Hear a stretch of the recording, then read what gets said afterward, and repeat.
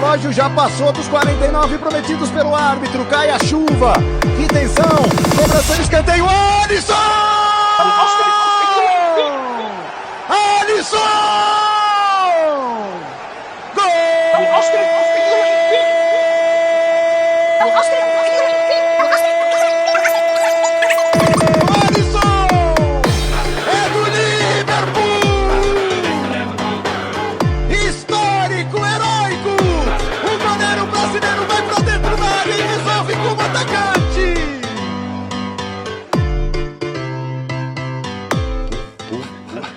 Good evening. Welcome to yet another episode of Pass&Move, the International Liverpool FC podcast. Pass&Move is brought to you by 365 Radio and 365 Online. You can listen to all of your favourite shows, your favourite artists, and a lot of people you don't like as well, but tune in and give it a go anyway. I'd like to take this opportunity to advise people of a sensitive nature that Pass&Move has occasional bad language in it. Say occasional. By the use of the word occasional, what I actually mean is it has a fucking lot of bad language in it. But if you're offended, we deeply apologise in advance. Good evening, gentlemen. I'm joined tonight by producer Matt at the helm. Good evening, Matt. Hello. We have Manny joining us from the United States of America. Have you had to repel any borders or floods, or is it a post-apocalyptic wasteland out there at the moment, Manny? Tip-top. It's sunny, breezy, nice fall day. Not too bad. Fall. All these strange terminologies they use. Fall. You know what? Hey, Would you prefer autumn? From the land that's been fighting over petrol all week, we've got a fucking cheapskate in America. I know, yeah, exactly. I know. Tell you that Keith Simon is once again with us this week. How are you, Keith? Oh, back for two on the run. It's a miracle. I'm amazed. He's obviously found a way to circumvent the tag on his ankle. Austin, how are you? Nice to have you with us tonight. Yeah, all good, thanks. Bit of a head cold, but apart from that, like, good to be back on. And making the total full house, we've got James with us somewhere down on the outskirts of London. How are you, James? Very well, thanks. Good to be here. Okay, gentlemen, we have a little change to the format tonight for you. Austin, you are the first contestant of what was going to be a weekly quiz called Cop Master. Hey. I've just paused there because that allows Matt to then lay in the funky theme music that he's going to sort out later on. Oh, I thought you wanted me to say Cop Master. That's a whole different quiz, and one the other part we wouldn't talk about on the podcast tonight. So, Austin, inspired by Brendan Rodgers, I have in my hand 5 envelopes. This device does not support that feature. Alexa, fuck off. Okay, here's content moderation. How shall I fuck off, Moose? Exactly. Austin, pick an envelope between 1 and 5. I'll go for 3, the magic number. Okay, Austin, your quiz for tonight, your Cop Master quiz, is those players that we've just gone through whilst we were probably listening to an advert for custard or something like that. I want you to put in order of the minutes they spent on the pitch and in the last season. So who was number 1 to the bottom? Last season or this season? No, that's last season because I've just mentioned people that aren't here anymore. I thought for a second you were going to say you wanted them to put them in order of best looking. No, I want you to put them in order of the amount of minutes they played during there. Now, you can work on that, Austin, while we start talking about something else. So we're going to start with a little memory whilst he's working on that. So just the order, who played the most through to the least. We're going to start tonight with paying a little tribute to someone that I think probably I'm too young to have seen him play, but obviously we're going to pay our respects to Roger Hunt, another member of the England World Cup winning side, and obviously that's getting further and further away each year, who we lost last week, aged 83, obviously a Liverpool legend. He was born in 1938, signed for Liverpool in 1958, and made his final appearance for the club in 1969 when I was just 5, and I don't think any of you others were on the map, were you, at that point? Nope. Signed by Phil Taylor from Stockton Heath, non-league. Shankly kept him on. He won the FA Cup with Liverpool, so in 1965, and he was the leading scorer all the way up until 1992, when a certain mustachioed Ian Rush took the crown from him. But no one to this day has scored more league goals for the Merseysiders. What's it been like in Liverpool, losing a legend? Obviously, Keith, I'm going to put that to you. Well, I think the older generation all have heard them. Like even myself, like so his last game was 69, so I was born a couple of years after that. But again, I just know of Roger Hunt, you're in of like the myth and the legends, probably the way we'll talk about Salah in 20 years, hopefully. There's like someone like my granddad, that's how I got my love for Liverpool FC growing up in the 70s, along with St. John. Those were the two players he always talked about. And just my granddad, even, I can remember players like Keegan's, and when your Dalglish is coming through, that is who they compared him to. You know, he's no Roger Hunt. And it just shows. For me, he was the guy that got Jeff Hursty's goal.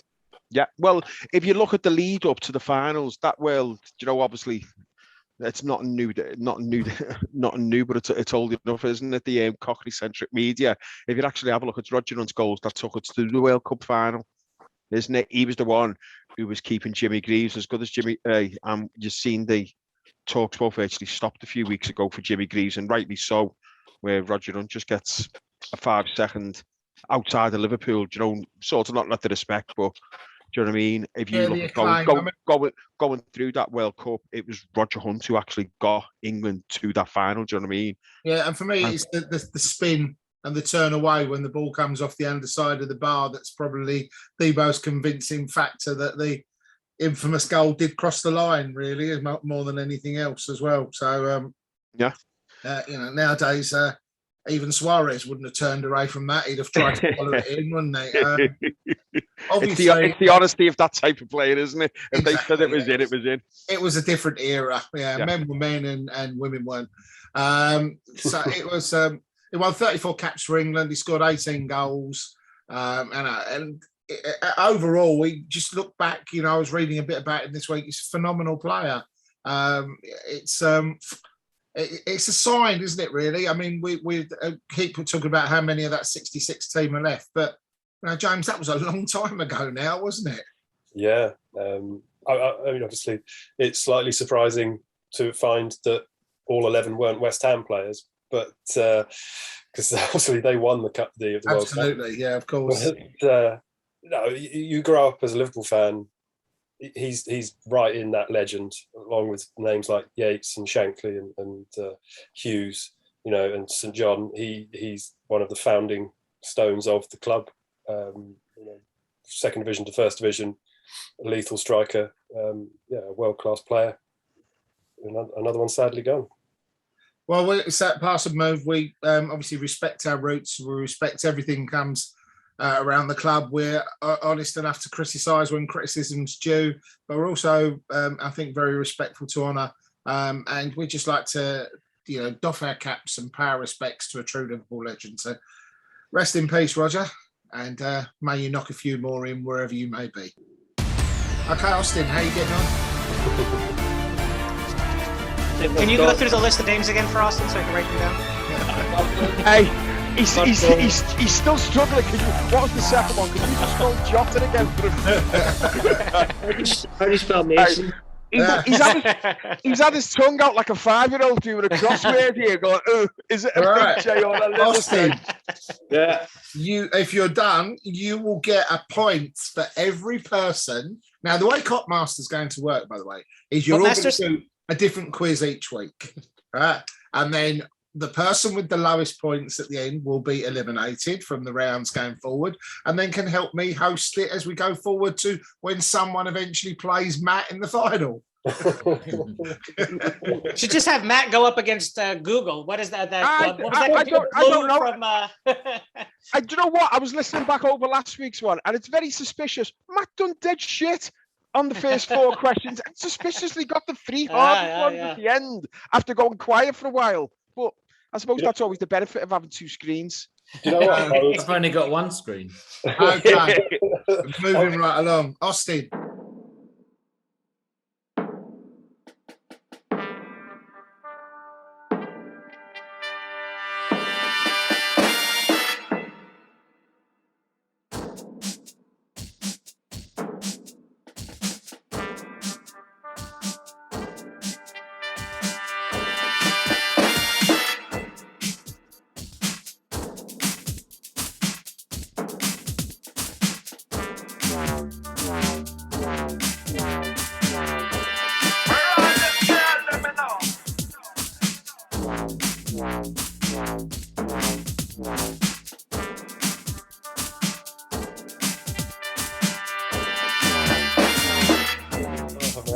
Go for it. Who's your number? Give me your players in order, please, that you've got. So, who do you think has got the played the most minutes? The most minutes, Salah.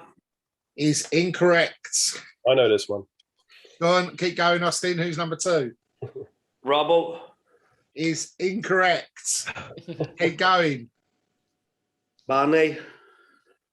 Is incorrect. Keep going. Ginny. Is incorrect, I'm afraid. Keep going. Fabinho. Nope.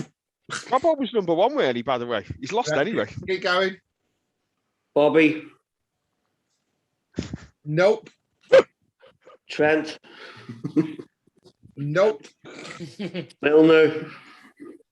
Nope. It's going well. Jones. So Jones is your what number? 1, 2, 12 3, teeth. 4, 12 5, teeth. 6, 7, 8, 9. 7 No, and 12 teeth. unfortunately, no. This is with the most appearances or most times on the pitch, yeah. Most minutes on the pitch. Most minutes on the pitch. Richard, that's a go. Then Jota. Is correct. Hey, there it is. He's on the board. Then Handel. Is nope. Then Phillips. Is correct. And then Thiago with the least. No, you've missed a couple. You've got Allison and Reece still to do. You didn't give me Allison. I did. You give me 13. Oh, it doesn't matter. I can take him out anyway. It doesn't matter. Right. Well, Reece, okay. You scored 2 points. The correct order is Andy Robertson. This is such a shame. Mohamed Salah. You got them the wrong way round. Gini Wijnaldum. Trent Alexander-Arnold. Yeah. Sadio Mane. Fabinho. Bobby. Thiago, who played more minutes than Jordan Henderson. Curtis Jones. Jota. Milner. Phillips. And then the Williams twins at the bottom of the list from there as well. Fuck, I left Williams out. That's what it was. Well, with Austin's big too. I don't feel so bad when my I would have turn's had gonna come Williams around. last. I would have had Williams last. So I need 3. That's 3. We give him that, people, because he would have had Williams last. We give him. Can I just say something in my little mate's defence there? I know for the fact he pulled an all-nighter on Saturday watching the fights. So for him to struggle with maths and English at the same time, well done, Opti. Well done, Jack. We're going to give you the 3 out of 15. There you go. Yeah, so there you have it. So that's the first episode of Clockmaster. So next week we will be looking for. Obviously, Keith will be exempt until he returns from his vacation, or until they get the warrant out to extradite him and bring him back. One or the other. Well, if he does the next one, he'll have to do it in Spanish because he's in Spain, of course. That's the rules of the game, right? I don't speak Spanish, mate. No way, Jose. Jose and Jose B. Both the hoses. Okay, gentlemen, let's get back into business. We are going to start with the Saturday performance of Brentford 3, Liverpool 3. And it was a bit of a roller coaster ride, and I'm really looking forward to part of the conversation on this one. So, Liverpool had 16 shots on goal, 6 on target, 68% possession, a staggering 561 passes with 82% pass accuracy, 7 fouls, 1 yellow card, and 11 corners.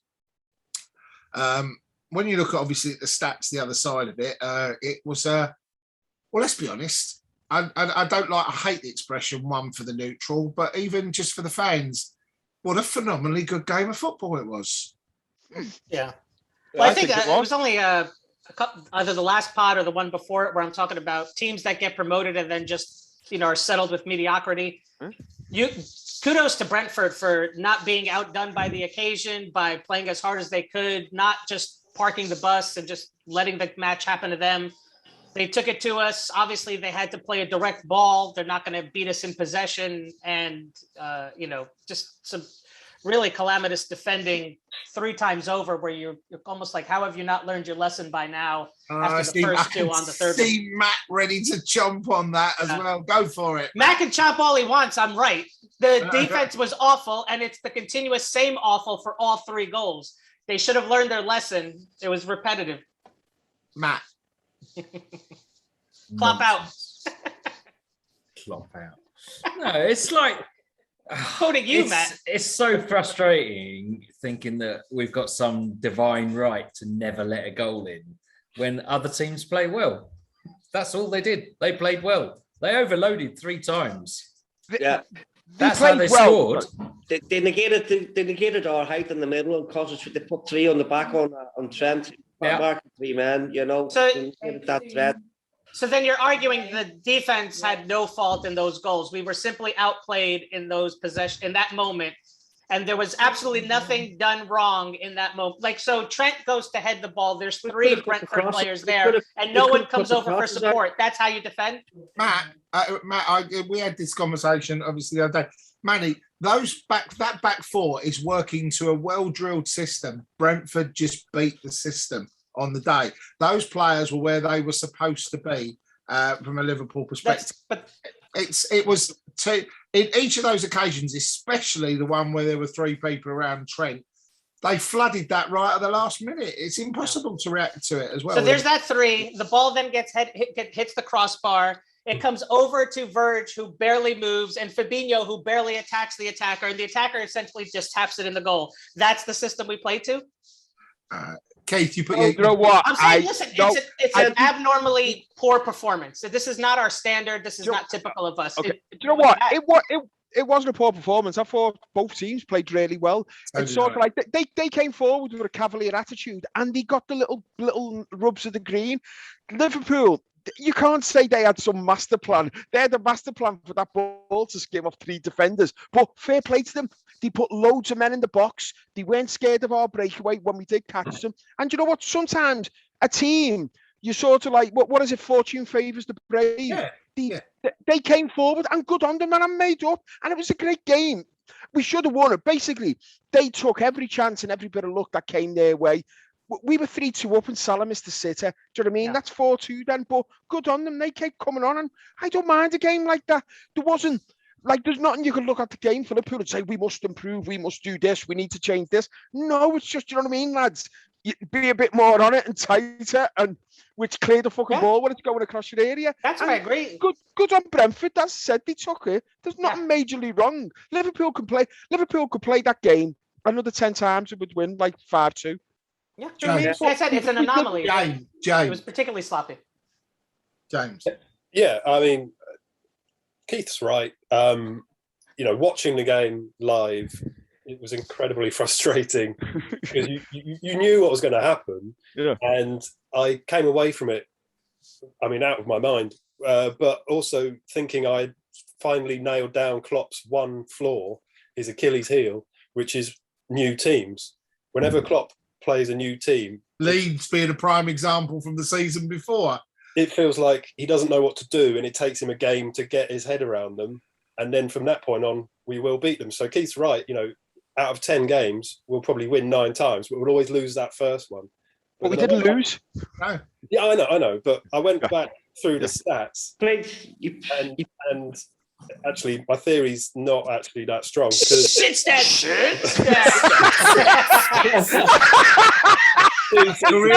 Never spoken on the show. Politics awaits, James. A career in politics. The first honest politician. I smell this being repeated on the Facebook group and everywhere. I was going to bring up Leeds last season, Norwich the season before. Well, so last season was obviously our worst season against the promoted teams because we won 2 games, drew 3 games, and lost a game. But it was the 2 seasons before that, the Champions League season and the title-winning season, where we won all of the games against the promoted teams. And obviously this season, we've drawn a game against one of them. So it just feels a bit like we've slipped back to where we were before our title-winning season. Besides the last 5 seasons, that draw was catastrophic. Yeah. That's what you're saying. I'm paraphrasing, but in conclusion, I can conclude for all of you, my theory is bullshit. Austin, thank you, James. I'd like to go to Austin on this, because Austin, for me, you know, we've all watched the Reds for a long time, but there was an air for me. I thought that Brentford were marvellous. I really did.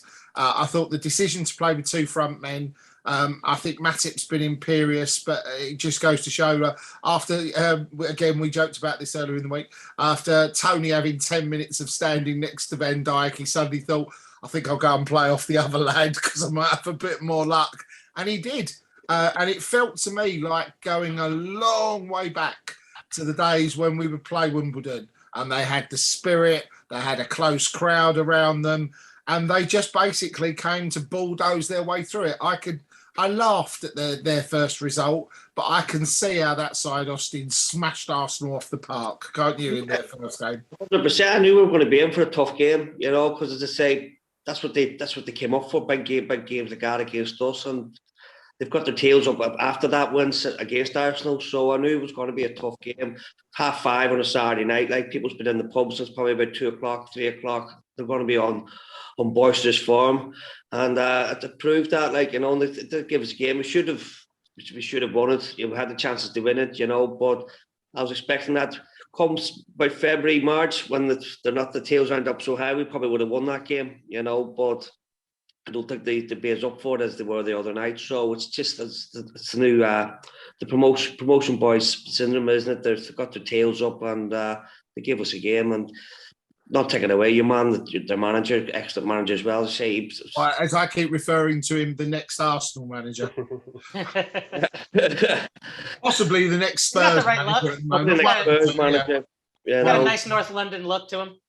The other aspect of it is, he's a Liverpool fan.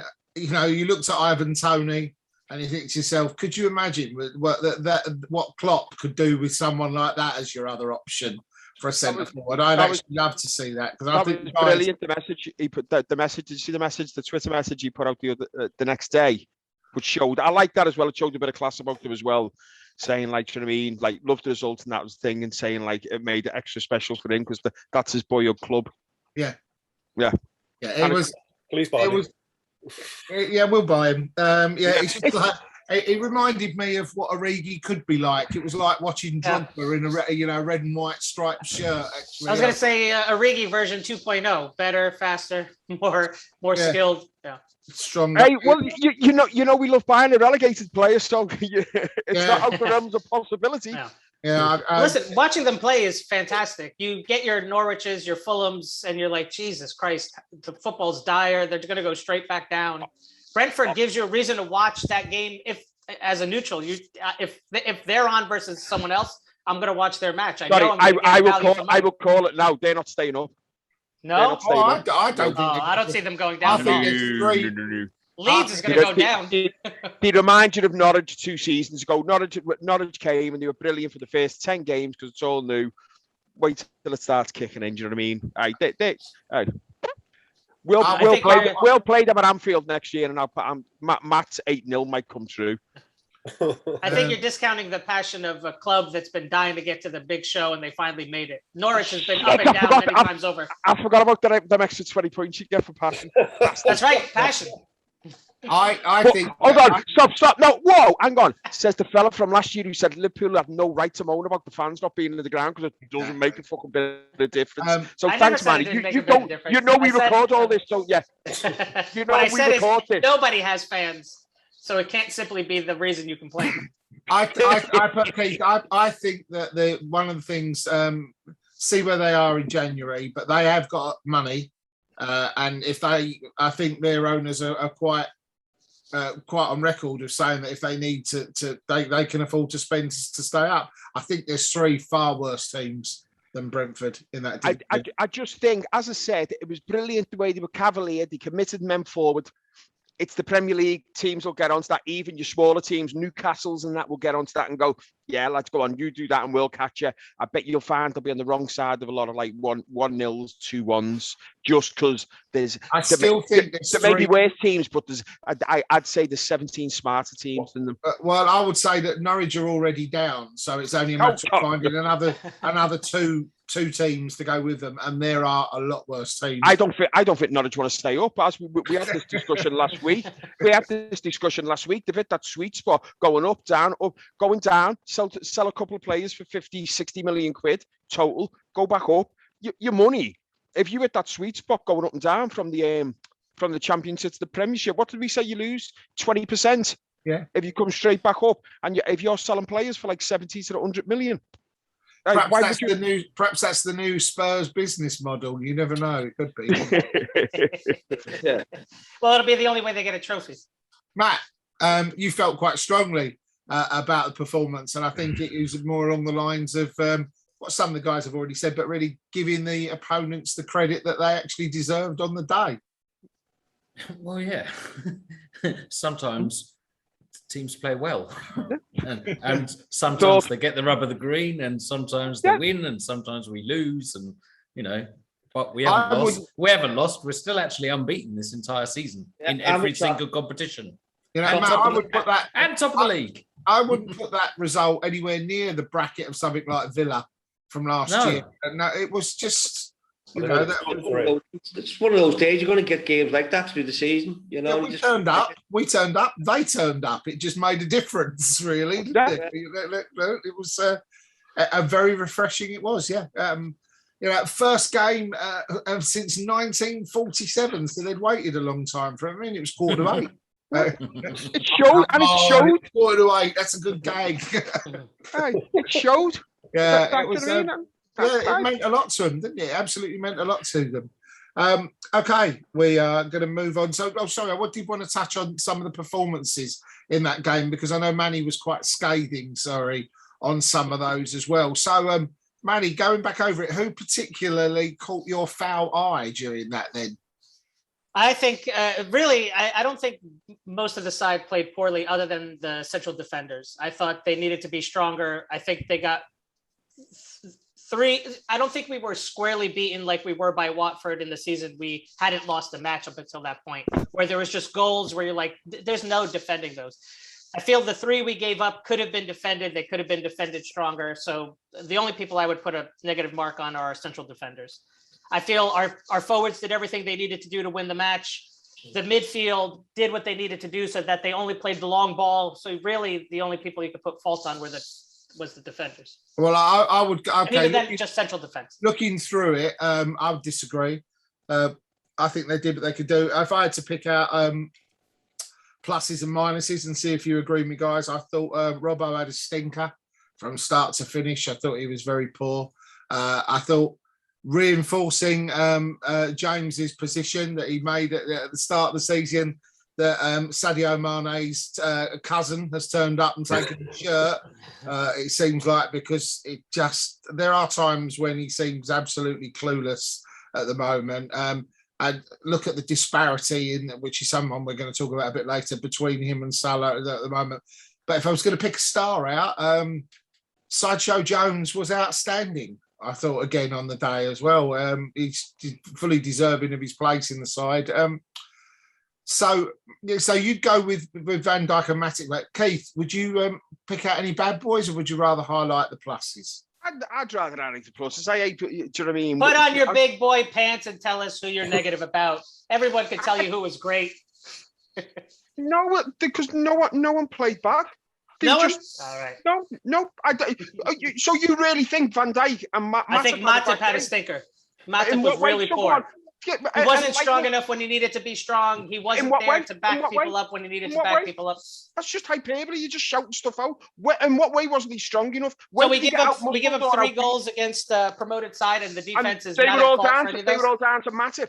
You've just said as well. They had the look. So it was at Look or was it Matip? I don't know. I'm confused here. The first one that goes completely across the box. No one is there to touch the ball besides the person on the far post. So Three Liverpool players watch the ball go right by him. That's Fabinho. No, hang on. So hang Fabinho on on the far post, but it goes by two go. other people in the middle that can't get the ball out. So you've just said it went past 3 players, and that's all Matip's fault. No, I'm saying he had the poorest performance of all. When there was 2 men on Trent, he was too far. He was too late to come over to support him. By the time he came over, the ball's already going the other way. He just had it's possible for someone to have a bad game and not be a bad player. I'm not saying he's awful. I'm saying he had a shit match that day. It was a bad day at the office. He was fine the next match, which we'll get to later. Well, then again, as I said, accounting for the complete lack of evidence what Manny gave, the only thing the whole team was guilty of was just not taking them serious enough. I think do you know what I mean? We sort of like, it's Brentford, we'll get through this. And when the team comes at you, it seems hard to get into that momentum then where they've got to go. Do you know what I mean? And they would. So you don't think underestimating the? I don't know, Manny, because again, I'll say my catchphrase. You won't let me fucking speak. Hey. I'm asking you. You're saying the only thing I know what I'm trying to answer. Speak, Keith, speak. Speak, Keith. No, Austin, you can't let him speak. Yeah, there was no individual terrible performances. It was just a lethargy, and they were up for it. And as Matt said, it does happen sometimes. Do you know what I mean? You can both play well, and you don't get the result you deserve. I've seen us lose playing well. I felt that the guys basically took it up a gear when we needed to score, and then just did not expect every time Brentford to come back. I think more than anything else. Yeah, exactly. And you mentioned gears, and we're top of the league. I don't think we've even got out of second gear yet. You know, it's just one of those. As I said before, just one of those days. Maybe the crosses that came in, we could have negated the crosses, could have cut the cross down quicker. You know, but as I said, Trent was left exposed. 3 players on him. How often do you see that happening and against us? You know, so they must have worked on that.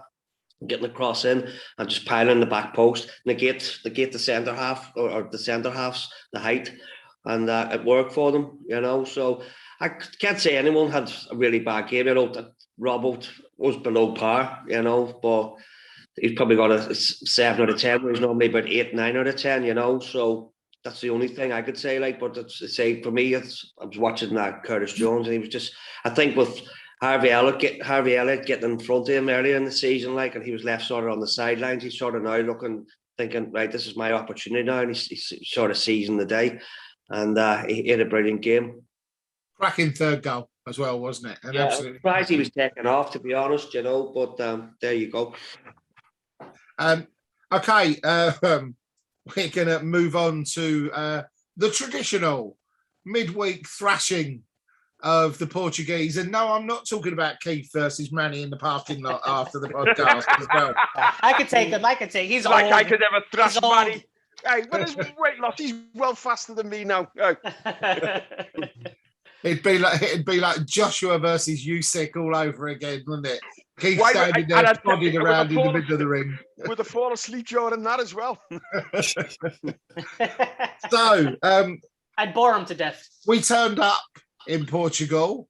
I missed the first 8 minutes of the game due to scheduling conflict and the fact that BT, the proper BT that you pay for, the proper BT that you pay for to have your house, would not fucking work for the first 8 minutes of the game. Can I just say something? This must have been a problem, because I know people who have these suspect boxes and all the boxes went off as well. Yeah, it must have been. I'll tell you who suspect box kept working. Okay, so I don't think that's bad now.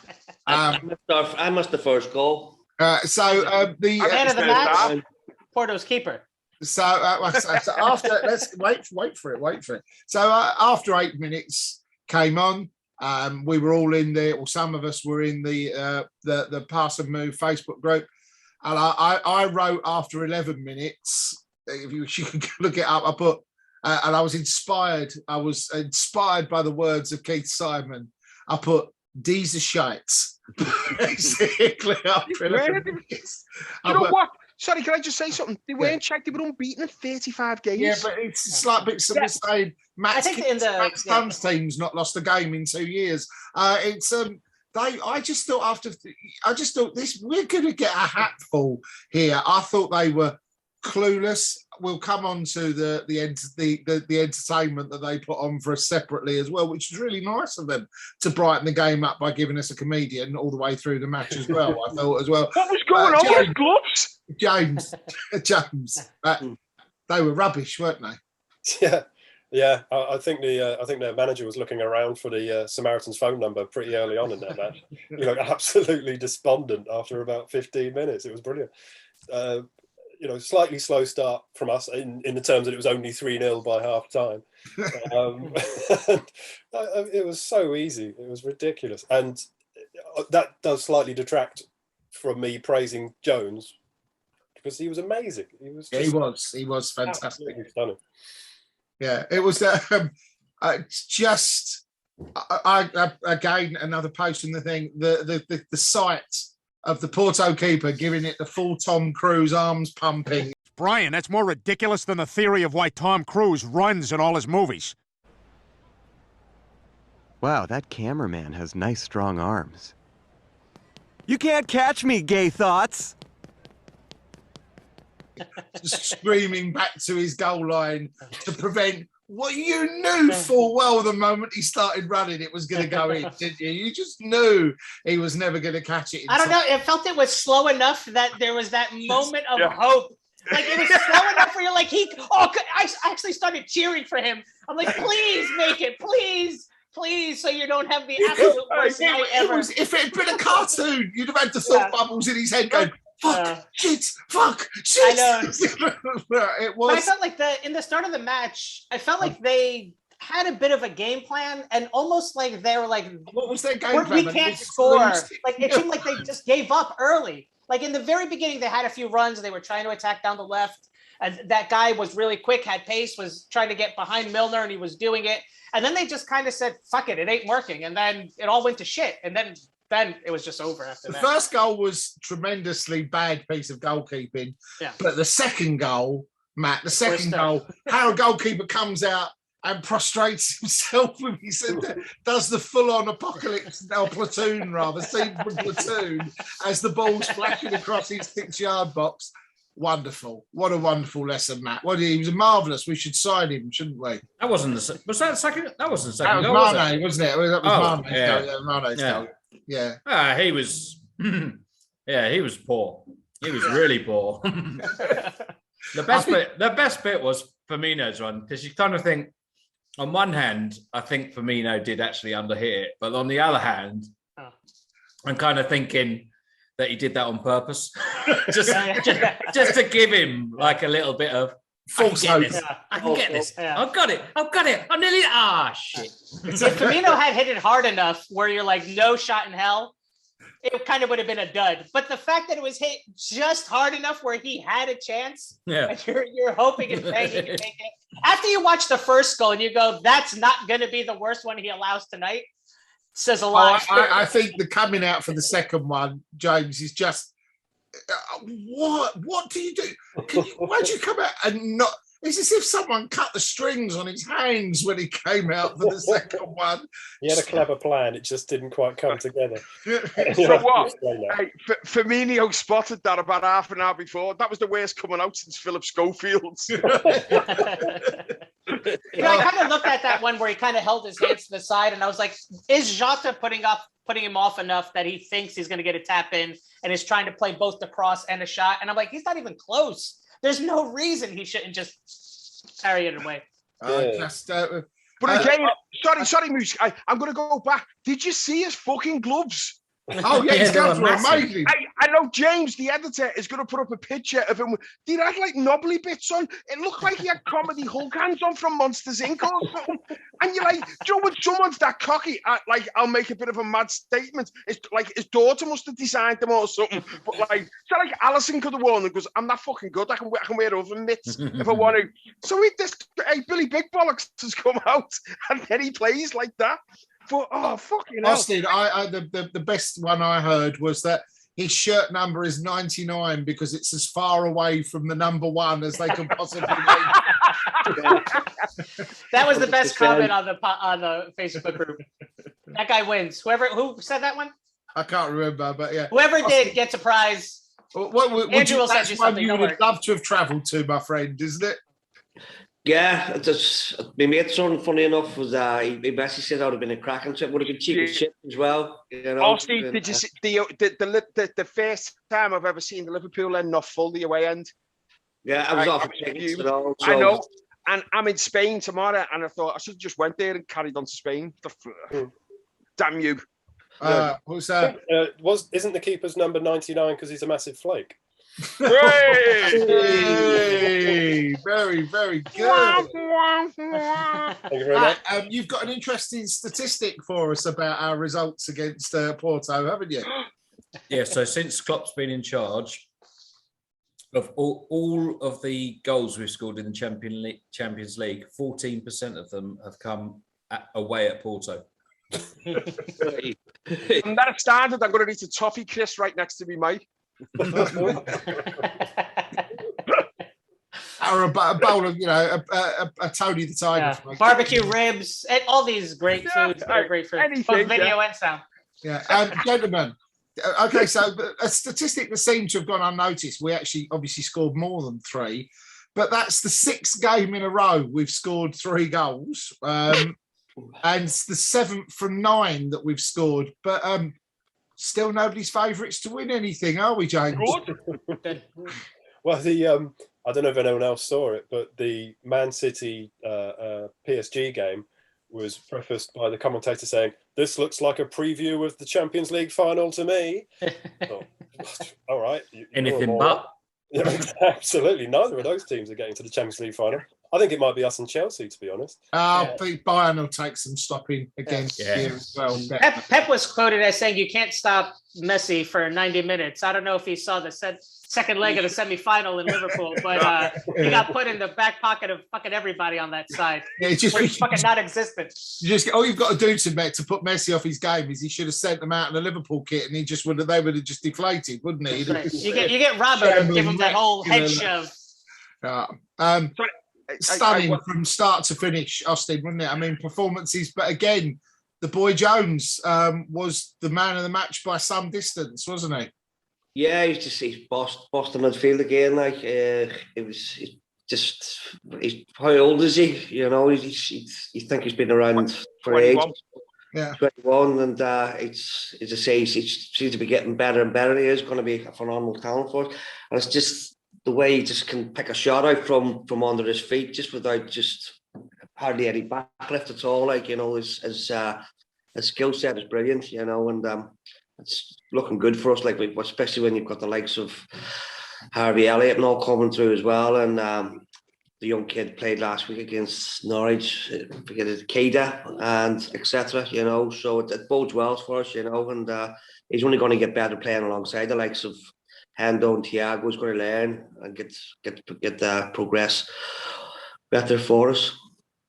Manny, I think what's good with Curtis Jones is his ability to get both power and accuracy behind the shot. I know a lot of the goals we had were anticlimactic because they were kind of, the ball came to the guy kind of. So on the first one, it's his shot that leads that ball to go directly, forces the goalie to parry it directly into the path of Salah. And if we can get our midfielders shooting accurately and hard at the keeper, it's going to cause situations where those balls go to one of our attackers. Well, that's all right as long as Sadio Mane doesn't get in the way like he did many times. He was last year for most of the first half. Last year I was hating on Salah. This year I'll be hating on Mane. Every year I'm going to pick someone to hate on. You bank on it. Well, do you know what? It's always a bugbear of Manny's, isn't it? The overplaying, and as he's just been saying there, he's quite right. You know, that's all well scoring goals from inside the box. When you've got lads who can hit it from outside, it adds a different dimension to your play, because you've got lads who, it doesn't matter if you block off all the routes, someone will just bang it from distance with accuracy. I actually think they've been encouraged to do that a lot more this season already, because Hendo's been taking shots from where he wouldn't have done previously as well. Fab's not got so many away yet. He's had a couple, but Curtis, it's just in his mind just to let a shot off as quickly as possible. Really, it seems, isn't it? So Yeah. We've had a bit of the Arsenal where we're trying to walk it in too much, where no one is taking a shot from distance. And when we do take a shot from distance, it's blasted so far away where you're kind of like, it almost becomes a self-fulfilling prophecy. You take a shot from distance that's so bad that you never take a shot from distance. I think the situation when you play the IKEA formation, the flat pack 11, the problem against it is if you're not moving the ball quickly enough, you don't create the spaces for people to have the shots from distance. Otherwise, your shots from distance just go into a mass of bodies. But the one big change this season so far is the speed that we seem to play from moment 1, James, to moment 90, to minute 90 at the moment, as opposed to half of last season. Now, I don't know whether that's a concentrated thing, whether it's a better availability of fitter players, but we don't seem to let the pace off at all at the moment. No, it's quite shocking. Even with the previous 4 or 5 years we've had, knowing we're the sort of hardest pressing, fittest team in the league that will go the full 95 minutes. This season it's on another level, like you say. It's really impressive. Remarkable. Hopefully we're getting a couple of muscle injuries, sort of 1 a week at the moment, but nothing too major. So long may it continue. And of course we've got that most wonderful of things, an international break where we can not send our injured players or our foreign players and just rest them and put them in cotton wool for 10 days as well to look forward to, haven't we? I thought the performance overall, even taking into consideration how absolutely dreadful the opposition were, but I am, as I say, apart from Curtis Jones, I would like to come back to the 35-year-old fullback who I just thought had yet another stunning performance. I think James Milner, we go on about Ronaldo picking up his pension. He's obviously an incredibly fit machine, Cristiano Ronaldo, but let's be honest, James Milner's the Terminator. He's just fantastic. It's just everything you want from an old-fashioned footballer, Keith, in a modern footballer. It's amazing what he's actually. You're talking. You've got the best right back in world football for the last 2-3 years. He's missing. He comes in, you wouldn't even notice. And as you said, it's all the more shocking.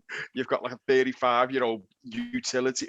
What he is now, he's a utility player, isn't he? Coming in and putting in a performance that it's actually incredible. It's that getting up and down the pitch where you don't miss the energy of Trent, you don't miss the dependability of Milner. He's literally about 3 players rolled into one, whatever position he plays, isn't he? But he sort of covers and copies what that player does, but you still get that James Milner dependability and shithousery. Oh, that's it. He's the T1000, James. He's the Terminator that morphs into the player he's replacing, isn't he? It's funny you said the Terminator, because I was thinking the same. I think he's definitely the T800. He's slightly the old one. Yeah. We'll give you the thumbs up at the end. Buddy. Austin, another assist for the Terminator as well, wouldn't it? So. It's superb crossing. They said in the telly last night was Trent Arnold-esque, So, but fantastic. As I say, watching the Palace game, and he was relentless there. I think he was up and down the pitch, putting the tackles in. Thought he faded a wee bit towards the end, but I'd say he's just been consistent there when he's come in now at the right back for us, and be interesting to see if he plays on Sunday. He'll hopefully put Jack Grealish in his back pocket. He's definitely playing Sunday the way he got took off. He's definitely playing Sunday. Matt, we've got a vision we discussed today of what's going to happen on Sunday, didn't we? 5 minutes into the game, when he's I love it when Matt does this to me. It's fantastic. We were discussing this about 4 hours ago. It's you can just see it. The Alice band is on, the swagger, the 12-year-old shin pads are poking out the top of the sock. And smash, there you go, into Rosehead's son. Have a bit of James Milner, Mr. Grealish, will you? Because that's who he'll be asked to shackle next. And I personally can't wait to see him put the preening twat over the white line on the first possible occasion. Because let's be honest, James Milner's going to kick him, given the first opportunity he can get, isn't he?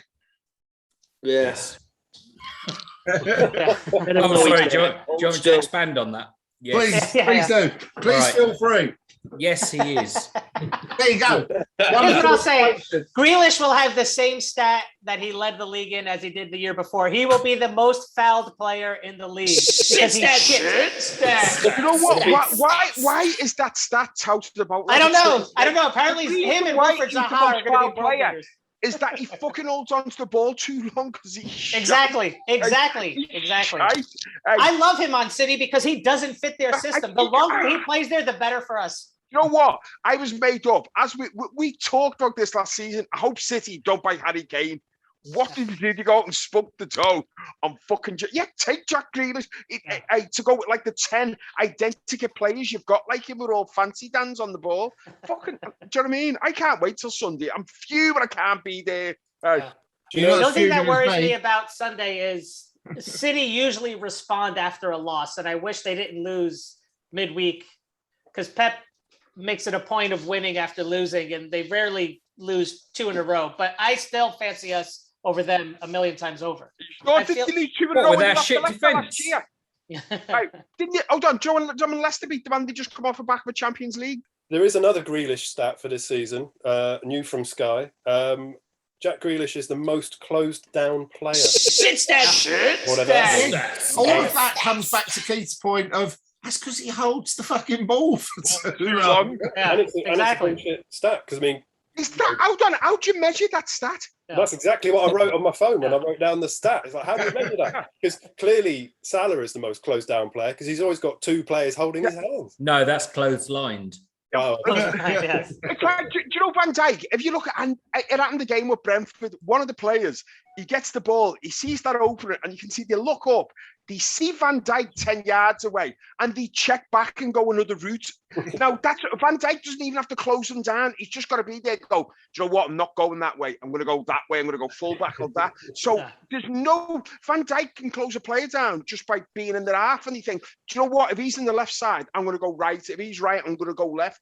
And I said it before, Keith, the greatest single piece of defending I've ever seen is Van Dijk against Spurs. How to defeat 2 players on your own and not touch the ball. Without move.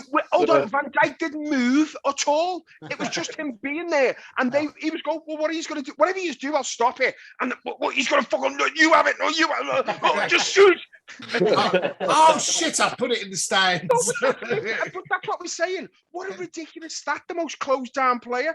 And that's written by fucking geeks on Twitter or fucking FIFA who've never been there at a football match. Oh, it's written by paid blokes on Sky. Yeah, the most... that's it. Nobody mentions his absolute fucking stinker of a shot he took when he was clear on goal, 1-on-1 with the keeper, and he shot it directly at the keeper with the entire fucking goal to shoot at. Yeah. How come that's not a stat? So before we leave Porto, we're quite pleased with it. There's a couple of things that came out after the game. I loved Klopp's comment of I have to sit down and have some strong conversations with some of my players because 3 of them at this particular moment hate me. And that's the front 3 who he said all hated him for taking them off during the Porto game. Every single one of them came off and basically gave him a mouthful, as polite as it could possibly be. Yeah, exactly. I should imagine most of that was Jota, because have you ever seen anyone more obviously livid that he didn't, obviously Portugal as well, but livid that he did not actually score on the day? He was fuming. Oh no, I've seen someone more livid me when he kept missing open fucking goals. Fucking hell, lad. Do you know what? One of the criticisms levelled at him by Wolves fans, he's a streaky player. He'll score 15 in a run, then he won't score for 10 games. Fucking hell, how was he missing them chances? And then Bobby comes in and slots 2. That's how you know. Do you know what? The team on Sunday picks itself through performances like that. Bobby, City, Bobby. I'll be amazed if Bobby doesn't start because Bobby always plays. What I'll tell you about Wolves supporters, though, have you seen their streaky goal scoring now? They can't fucking buy a goal. They should beg. I know we're not going to make a habit of talking too much about our team, but I thought Raul Jimenez's goal was one of the goals of the season so far at the weekend. It's their goal of the season. They've had one. It's their goal. When you have one, it must be the goal of the season. When That's you a very fair one. point.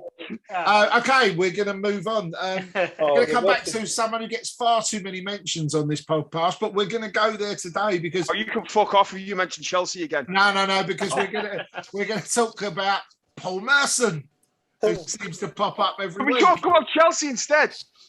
Paul Merson has who seems to have discovered that there's this team in the Northwest where we read that actually play quite good football.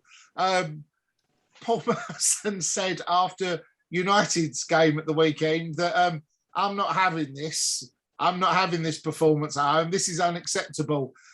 People talk about weaknesses in the squad. Well, let me tell you, Jurgen Klopp would win the league with that Manchester United squad of players, and then just sat back and waited for the abuse to come flying into him as well. I think whoever's doing Merson's PR for him at the moment is wonderful, because it's just, Paul, look down the Liverpool timeline and pick something out of there to generate some response. He basically said there's no need to be playing two holding midfielders against Villa. Take the game to Villa. Klopp could handle Ronaldo. I don't believe Solskjaer's got the character to handle that type of player. Wonderful. Keep it going, Paul. We love to read it. We love to hear it. It's tremendous, even if you are batshit mental. And the word was the fucking gambler after me. I was just going to say, do you know what, up here though, you must have a different take, because all we say is fucking massive knobhead. Absolutely. He's a fucking idiot. The man's a fucking idiot like the rest of them Sky people. Yeah, no, but he's the only person at the start of the season who put Liverpool in the top four. Exactly. And he's now saying you take that squad and you put a decent manager in and something will happen. He could be a degenerate gambler and a total idiot, but at least he knows we are the best club in England. Keith, all it means is we've discovered that it takes approximately 22 years for the effects of alcohol and drugs to leave. I can attest to you, it's much sooner than that. Yeah. Or either that, or like many other people late in life, he has found religion, and his religion is Liverpool, that he's now going to worship at the altar and at the Church of Anfield. Tell him he's bad. But he is a very strange individual. So let's talk about the upcoming weekend's fixture. The last one before the international break. Manchester City. Who are they? I'm going to pass this over to Austin first, because there's a quote I want to find from the Facebook group while I'm looking for it. So Austin, tell us all about how it's going to go against City. I think it's the crowd back in it, like we owed them one for last season. There's no crowd there. They did give us a bit of a spanking like at home. I'm looking for a goal myself, so I'm looking forward to it. Right above their fans as well, so hopefully a bit of abuse thrown at them. But I fancy, I know they've only conceded one goal this season. I think we'll put 4 onto that. So we're looking about 3-0 win on Sunday. We haven't got out of second gear. This, in games like this is where we'll rise. We'll move up a few gears and bring our A game. And I fancy it's 3-0. It's, as I say, especially with the crowd and everything behind us, that'll make a difference. The 12th man will make a difference on Sunday. Salah 3-0, Osty. Salah 3-0, yeah. Manny, how do you think it's going to go? I had that last night, and the bastard scored fucking more, didn't he? So, yeah, I think it's a win for us. We're at home. The supporters are going to be there in full voice. It's going to be a completely different atmosphere. They don't have a recognized striker. I don't think Jesus is anyone to be feared, especially with our defense. I think we had our slip up against Brentford, where everyone kind of realized time to step up. I really fancy us to win. The only thing that worries me is, like I said before, City is the type of team that rarely lose bad or lose twice in a row. And I always feel with us, granted, the thing that I hate about them is the oil money, but they play football in the proper fashion. They're the best foil to our antagonists, right? That it is kind of two positive magnets meeting together, right? We're both playing in the same style, but I fancy us to win at home. I'll disagree with that. I can see them coming to park the bus on coming not to lose They'll come and try and. I think if they come to park the bus, it's over. Once, because Pep fiddling is when they do their worst. Exactly. Pep playing in their style is when they do their done best. that. They've done that to us already, though. I was going to say Pep done it like 3 years ago when he started flapping, and that was the first time you've ever saw him play defensive. He put Kyle Walker further back, didn't he? He played sort of like a 5-man defence. It was the Andy Robertson game where Andy Robbo tore right at them, and where Ederson walked out into the midfield, and they just fell apart. And that's actually quite a good point. And I think then they just come off the back of a European result where they were unbeaten, weren't they, for a good while? When City were they'll be unbeaten all the season. Right, and he flapped when he saw. It was the season after that, and he flapped when he came to Anfield because they got turned over. But Matt, just having a quick look, by the way, lads. Man at Austin's 80-1. Salah 3-0's 80-1. 80-1. Matt, how do you think it's going to go? I think it will just be cagey. I think Pep will just go for the draw. Yeah, literally that. James? I think he will. Yeah, I agree. They don't look as bulletproof as previous seasons. I think I've said that before. And that win at Chelsea was very much playing for a draw, hoping for a win. So I think it'll be the same again. And I think if we score in the first 20, we'll go on to win that game. I think Tuchel gave him the game. I haven't watched the Chelsea game. I think the wheels are coming off at Chelsea, to be honest. I think Tuchel gave City that game really by he played Chelsea played so unlike the way they played the rest of the season so far. I think when you get to the teams that are at the top, you're going to get much more of a chess match than you're going to get Hagler versus Hearns. Yeah, ladies and gentlemen, I wanted to read to you, and this is a recommendation to Caroline Field in the Facebook group, who writes some. I think James knows exactly the one I'm going to read out. I was going to read it out myself. It says, "Bring on that oil shagging, noncing, bad cardigan wearing, spent enough to eradicate child poverty, but still Champions League failing, still the second most relevant team in Manchester shower of excrements." There you go. Girl. When I say I ate dinner at a restaurant where Pep Guardiola was also having dinner. And that motherfucker doesn't know how to dress for the occasion, let alone on the pitch. He's also at a top restaurant in the biggest piece of shit t-shirt and jeans outfit I've ever seen in my life. The other thing I really... That's the way Nando's takes it though, lad. Caroline also said tonight's Liverpool are unplayable. Jones looked a foot taller and 10 years older, and reiterating what we've said on the pod, perhaps we should get her on because I'm sure she could speak a lot better than some of you. If Jota could hit a cow's ass with a banjo, it would have been 8. But there you go. So they must have stopped the cow's ass and the banjo at customs. Right. Okay, the other bits of news. So I personally agree with you guys. I think it's going to be a very close game, but I do fancy us nicking it. I think it might be 2-1 or something like that as well. You've got to give them credit. They're a good team, but do you know what I mean? I can see us. We're in good form, and if we've got any aspirations of winning the title, we need to get a result there. Do you know what I mean? Do we know who the official is? They'd be expecting the same if it was at the MTR. I don't know. I must admit, I haven't looked to see who the official is yet. I'll try and check while you chat away there. Yeah, I do feel like the official could, in this type of match at home at Liverpool, if the crowd are really pushing, there's people who are a bit more of a pushover with the home crowd. And then you get other people who I think have a point to prove every single match that they don't care what the home crowd says. That sounds like the lyrics to a song. I was about to say that. Sounds like I'm writing a song. I wrote a song about it. Like the here it goes. It's a country and western classic. A bit of news breaking this week that nobody seems rushing out to deny or put the fires out on that we've agreed a 30 million transfer for Brighton's Bissouma. Have we? He was Bissouma? I feel like that's been in the works for ages. Yeah, there's a lot of talking out over the summer. Do you know what? As you know, I famously don't watch other football teams. What type of player is he? He's got blue hair. What?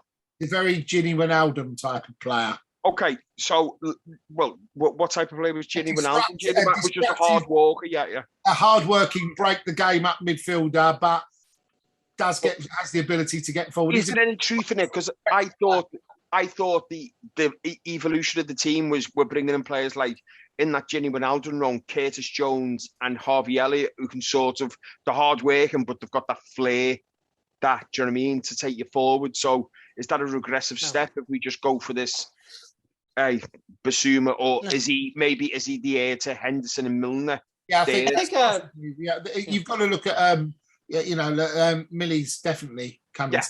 He might be going to play with Leeds in the Championship next season if the opportunity strikes it. He's young as well, though, isn't he? Isn't he like 23, 24? Yeah, he's a young guy. Yeah, he fits the model. He fits the model for FSG. Yeah. Brighton are playing good football at the moment, right? As good as Brighton could be playing. Is he the right kind of person? What I will always say is, if Klopp thinks he's the right guy, he's the type of player he can mold into whoever he thinks he could be.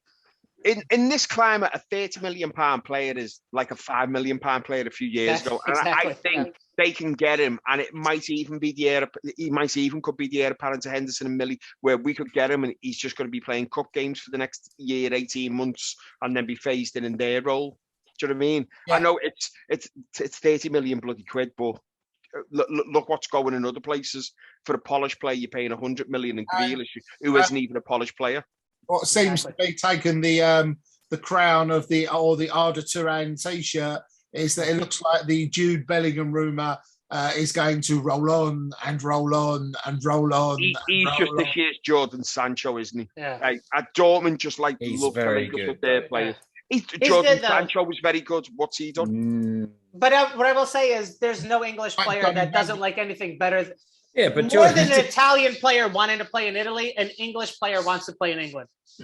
Jadon Sancho's being managed by a PE teacher, so it's but no surprise he's terrible. Yeah, but what is it? It's just maybe you can, if you're playing in a league where there's only 4 decent teams, you can you've got an opportunity to shine. I'm not saying I'd like to look at that Bellingham, but mate, they're already throwing 100 million for him.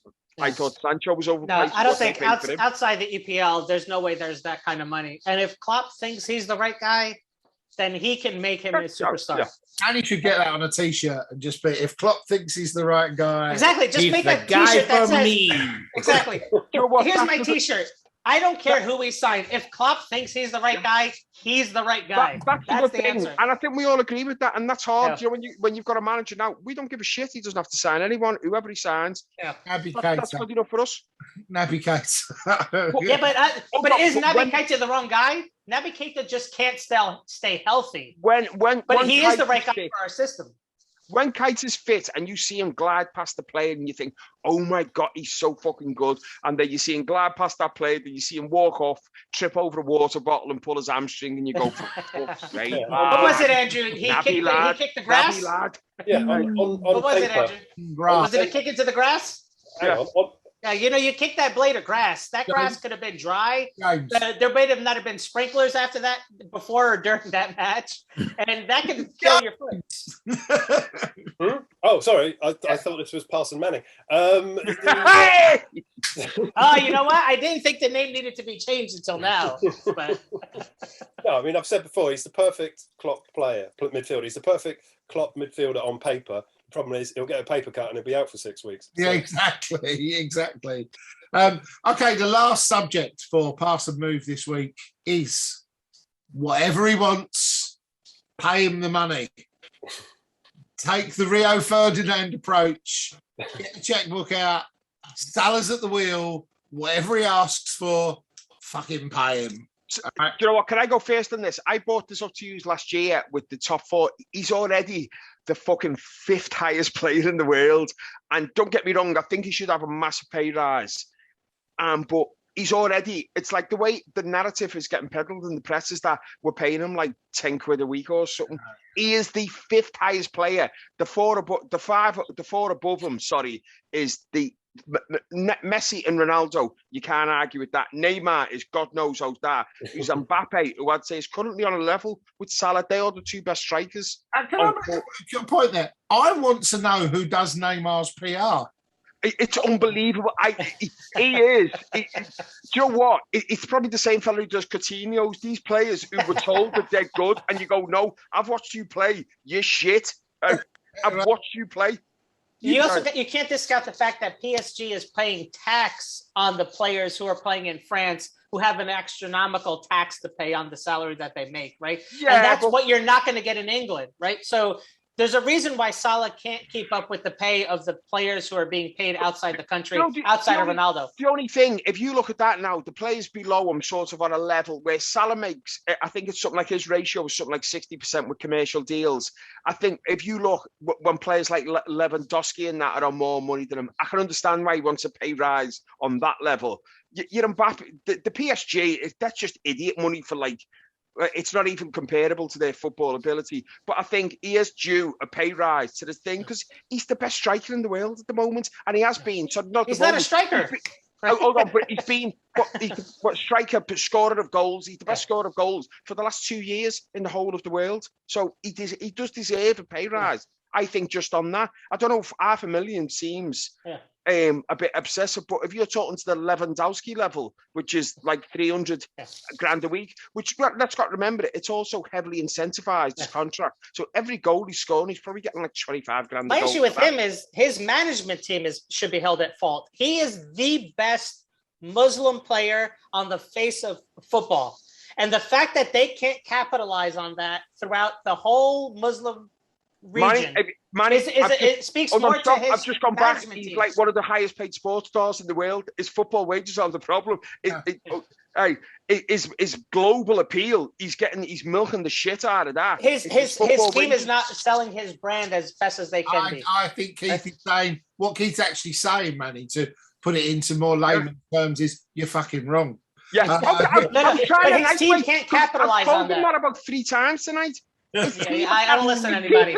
His team to capitalize into shit. If you're waiting for me to listen to someone, you're on the wrong podcast. Manny, I like your style. What I'm saying is, though, if you are capitalizing on that, why haven't you marketed him as? Because here's what I'm saying: Neymar is marketed as the 3rd best player in football behind Messi and Ronaldo, and those 2 players are interchangeable. Why Neymar is ahead of Salah when Salah beats Neymar in every fucking statistic on the face of the fucking planet? You then have to question his team, his management team. Why are they not positioning him in a better place to get Neymar money? Has no one ever explained racism to Manny? Austin. We don't see what's going on in Asia or Africa with the TV ads and all that kind of stuff. So we don't know how well commercialized he's been. I've been in those countries. You know who's the number 1 player? So I've been to the Middle East. I've been to North Africa. There's not a single fucking talk about Neymar. They couldn't care less who he is. Do you know who's the person they care about? I'm on about Salah, though. I'm on about Salah. Exactly. Mo Salah.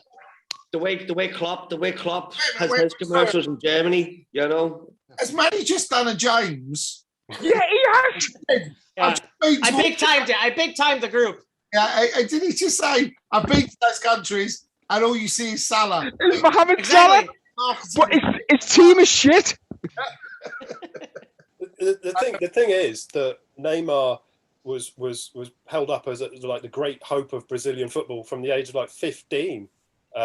So he's been on the radar of every PR agency. Yes, donkeys. Salah's a late bloomer. And plus, so he gets that Brazilian glamour and the PSG glamour and the Barcelona glamour. But all of this seems a bit redundant because where's Salah going to go? Someone dropped a bomb in La Liga, so there's no Madrid, there's no Barcelona. You're not going to go to Italy. PSG have already got the best front 3 in the world, apparently. So who's going to buy him? No one.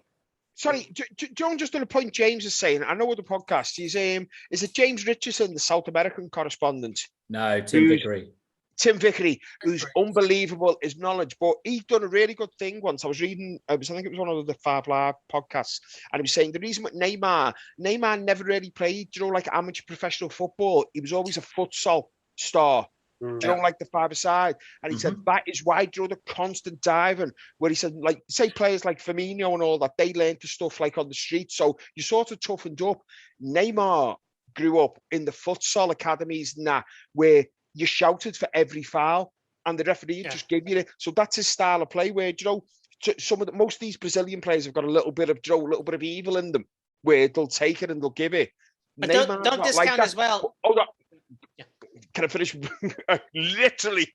But so that's why, Neymar, but that's, Neymar's style, but he was groomed from being this footstool star and he didn't want him playing with the street kids. So that's what, you're right through to the advertiser's dream, which is what he is now at PSG, which is probably the reason why he doesn't want to go and play in a proper league. Yeah.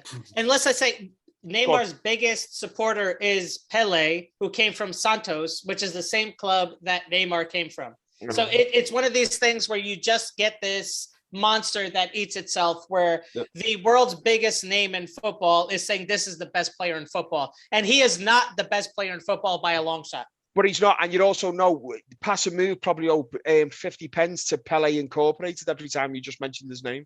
Fuck Pele. My dad thinks Pele is the greatest, but fuck my dad. That's wrong. It's £3.50 now, isn't it? So there you go. Okay, so deviating from the subject a little bit, Austin. The people talk about our famous front three. There's been a tail off. Last season we saw a tail off in Bobby. This season, I keep coming back to James because he is the Mane of the moment, who was first to point out that the tail end of last season, the form of Mane does seem to have continued into this. There does seem to be a lack of edge and a lack of ferociousness to his game. Without Mo, we're not very potent, are we, really? Despite the fact that we score 3 goals a game and we're unbeaten, top of the league, top of the Champions League group. But a lot of that is Salah. It is, yeah. He is carrying us at the minute, especially with the goals up top. The only thing I can say in the other guy's favour, because they are great strikers or forwards in their own right, but they're offering as a distraction for Mo and getting more space probably to score the goals that he is. The movement off the ball's been a lot better. You see Jota's for Mo's second goal last night, with the way Jota took the defenders away from him, and Jones was able to slot it in. So I think there's a bit more. We're a bit more. We're getting about defenders more this season up top. Even though I agree with you, Manny hasn't. His form is not what it was when he was banging them in for fun in that season. He did way off the season that has carried on, and even though I think he's got about 2-3 goals anyway to his game this season, and doing that but not playing well. So we're just hoping that he can turn the corner and get back to his best. I think there's no doubt that Mo's probably, I'll agree with Keith, the best finisher in the world at the moment, if you don't want to use the word striker. I think the guy's phenomenal. I personally, I don't think he'll leave. I don't think he particularly wants to go anywhere else. As we've said many times, African players, it's all about playing in the English Premier League. There's not the lure of the Brazilians to want to go and play for Barcelona and Real Madrid. And that money's not available. Although there was the other rumours that we're going to talk about secondly as well. Can I give you another shit stat? Shit stat. I've got another stat. Shit stat. That is definitely Matt's going to come up with a jingle. That's right. We need a drop. We need a shit stat drop. We need an I don't know. Because I'm always one who dislikes stat-based arguments, and I prefer using your own eyes and a bit of rational thought. But Mane is 4 goals in 8 games this season, so he's 1 in 2. Yeah, now, all of us agree that looking at him on the pitch, you think he's not where he was, but he is 1 in 2. I'll be happy if he's. And you also got to compare that salary to salary. Yeah. He's got a few assists to his ball as well. Yeah. I just think performance-wise, he's a long way away from 18 months ago. But here's what I'll say about that argument. There's been many times last season where Salah performed poorly but scored a goal, and we've always say, listen, bad game, but look, end result is he scored a goal. There's been a lot of games where Mane has played a shit game. Can I correct you? Got a goal. Can I correct you just a second? Just me. There were many times last season when you said Mane, Salah played badly and scored a goal, and the rest of us all did. You were talking. Andrew, you can't argue with the facts, my friend. You can't argue with the facts. I mean, I've got another shit stat because. Oh, we're getting shit stat. We need a drop. Shit stat. Shit stat. Shit stat. Shit stat. Straight out of London, right off the bicycle. Because obviously Salah is 8 and 8, so that kind of shows. There you go. He's half as good as Salah. My problem with that whole argument. Here's what I'm saying. If someone told you today, I will give you twice what you make to do the exact same job, would you say no? Depends. And I feel like that's the issue we're behind, right? Because as a footballer, when you think of how short your career is and what is your money making time, and if someone says today I could give you twice what you made yesterday, it's very hard to say no to that argument. And I'm not saying that, right? Obviously, we're sentimental to the club. But a player has to think about his family and his future and everything else. And if someone says today, I'm going to give you twice what you made, it's very hard to argue that why you should stay. And I watched a BT piece the other day that had good old Rio and Michael Owen discussing who was the better Liverpool forward, Mo Salah or Luis Suarez. And I'd like to tell you the answer, but I fucking fell asleep before they got to the end of the conversation. It was. How did you fall asleep? I was just driven insane with rage watching that. I don't know though.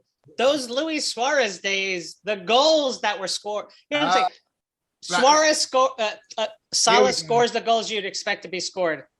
Suarez scores the goals where you're like, what the fuck just happened? I think the Manhattans are kicking in, people. Yes, of course. Yeah, we're about 4 in at this point. Okay. We have reached the end of another Pass&Move podcast. It's been a lively exchange, a lively debate. And Austin is going to get to bed only 14 minutes later than he originally planned. Yeah. The thing is, Austin, those 14 minutes will be expunged by Matt when it comes to the edit. Yeah. So in truth, you're actually going to bed on time, my friend. Austin's going to start his next bender. Yeah.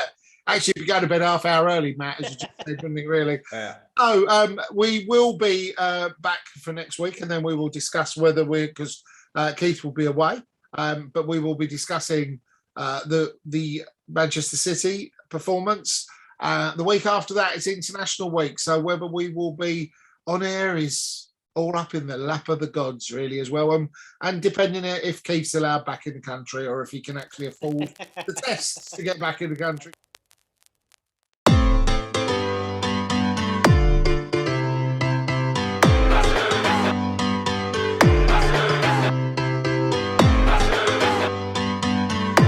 O relógio já passou dos 49 prometidos pelo árbitro. Cai a chuva. Que tensão. Cobrança de escanteio. Alisson! Alisson! Gol!